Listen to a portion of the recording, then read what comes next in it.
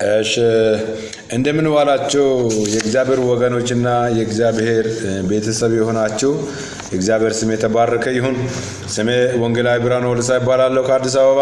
ዛሬ የምናየው የትምህርታችን ርዕስ ይቅርታን ስለማድረግና ይቅር ስለማለት የሚል ይሆናል። ይቅር መባባልን በተመለከተ የእግዚአብሔር እውነት ይዤላችሁ ቀርቤያለሁ። ዛሬ እግዚአብሔር የተባረከ ይሁን። እና አድራሻን የምትፈልጉት ስልክ ቁጥሬ 0913706703 ነው። በዚህ ስልክ ደውሎ ማናገር አገልግሎት መጋበዝ ይቻላል። ኢየሱስ ጌታ። አሁን የሚቀጥለው ይቅርታ ስለማድረግ የሚል ነው።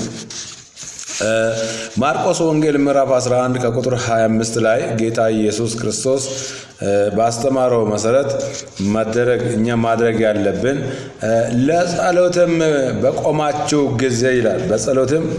ለጸሎትም በቆማችሁ ጊዜ በሰማያት ያለው አባታችሁ ደግሞ ኃጢአታችሁን ይቅር እንዳላችሁ በማንም ለአንዳች ቢኖርባችሁ ይቅር በሉት ይላል። ይቅር በሉት። በአንዳች ሰው ላይ ምንም አይነት ቅራኔ ቢኖርባችሁ ይቅር በሉት። እርስ በርስ ይቅር መባባል የእግዚአብሔር ትእዛዝ ስለሆነ ይቅርታ ማድረግ ትልቅ ወሳኝ ነው። ይቅርታ የማያደርጉ ሰዎች ከእግዚአብሔር መንግሥት የራቁና ለመንግሥተ ሰማይ በትክክል ወደ መንግሥተ ሰማይ የሚሄዱ ሰዎች አይደሉም። ይቅርታ ማድረግ ማለት ከአብ ከወልድ ከመንፈስ ቅዱስ ጋር የታረቁ ሰዎች ሁሌ ይቅርታ ልብ አላቸውና፣ ስለዚህ አንዳች በአንድ ወንድም በአንድ እህት በአንድ ፐርሰን ማንኛውም ሰው ላይ ቅር የተሰኛችሁ ክርስቲያኖች ፈጥናችሁ ይቅር በሉት። አለዛ ነገራችሁ ይበላሻል፣ ህይወት መንገዳችሁ ይበላሻል ማለት ነው። ቶሎ መመለስ ከኛ ይጠበቃል። ሁለተኛ ሉቃስ ወንጌል ምዕራፍ 6 ከቁጥር 37 እንዲህ ይላል፣ ይቅር በሉ ይቅርም ትባላላችሁ ይላል። አትኮንኑ፣ በማንም ላይ አትፍረዱ፣ ይቅር በሉ ይቅርም ትባላላችሁ። ማን ነው ይቅር ምላችሁ? እናንተ ይቅር ስትሉ የሰማይ አምላክ እግዚአብሔር ይቅርላችኋል።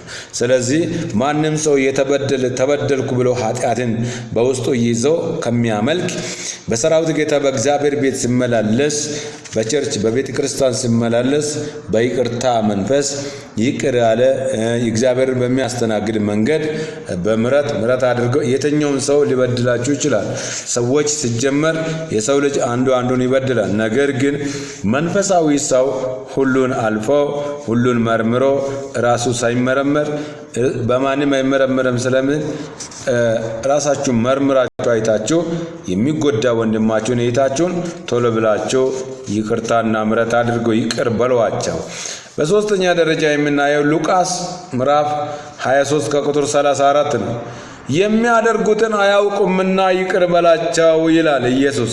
ኢየሱስ ላይ ያደረጉትን ሁሉ ሳያውቁ በጭፍን በዚህ ዓለም ገዢና በዚህ ዓለም ሰይጣናዊ ስራ አይናቸው ስለተሸፈነ መጋረጃ በአይናቸው ላይ ስላለ ምንም ሳያውቁ በደም ነፍሳቸው ኢየሱስ ላይ ያንን ሁሉ ውርጅብኝ ሲያወርዱ እናያለን።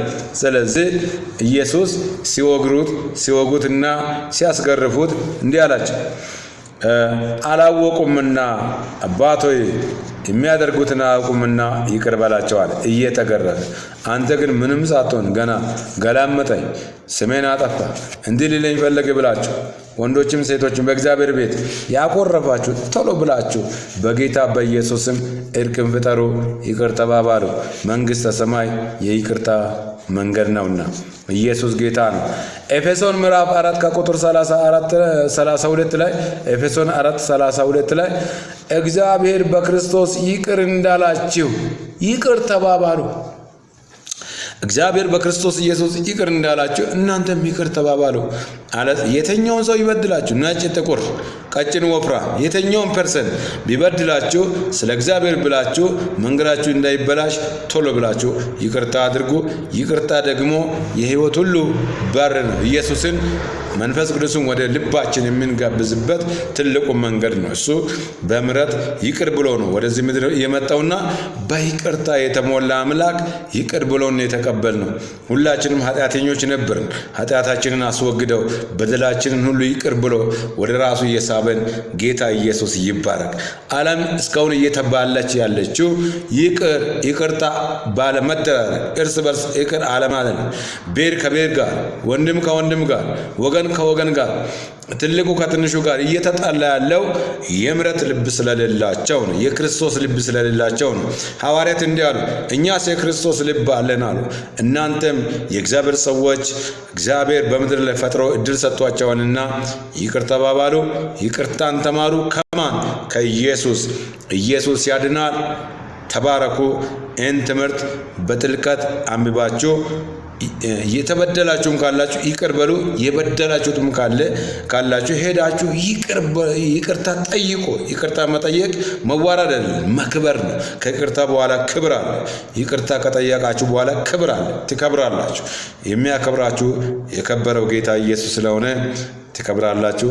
ኢየሱስ ጌታ ነው። ተባረኩ።